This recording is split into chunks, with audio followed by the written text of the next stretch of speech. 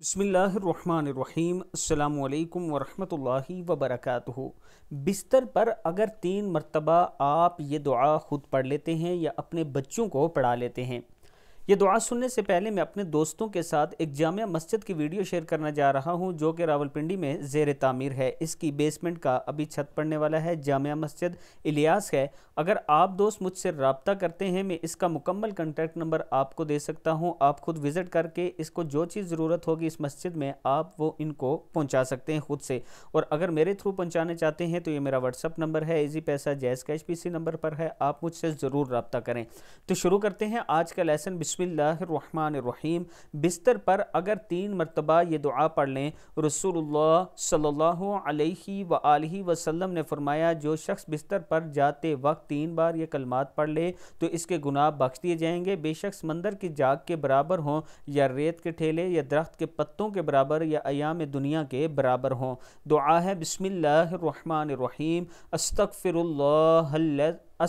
اللہ العظیم الذی لا الہ الا هو الحی القیوم واتوب الیہ۔ میں اللہ تعالیٰ عظمت والے سے بخشش مانگتا ہوں، اس کے سوا کوئی معبود نہیں، وہ زندہ قائم رکھنے والا ہے اور میں اسی کی بارگاہ میں توبہ کرتا ہوں۔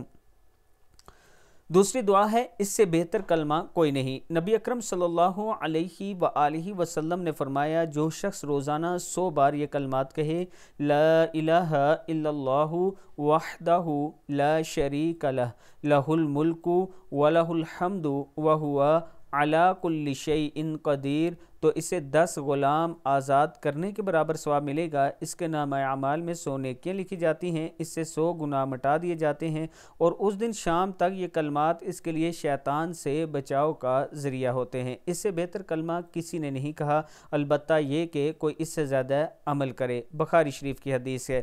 اس کے بعد نیکی پر خوشی اور گناہ پر کیا کرنا چاہیے۔ حضرت عائشہ صدیقہ رضی اللہ تعالیٰ عنہ فرماتی ہیں کہ رسول اللہ صلی اللہ علیہ وآلہ وسلم یہ دعا فرمایا کرتے تھے، اللہم اجعلنی من الذین اذا احسنوا استبشروا واذا اساءوا استغفروا۔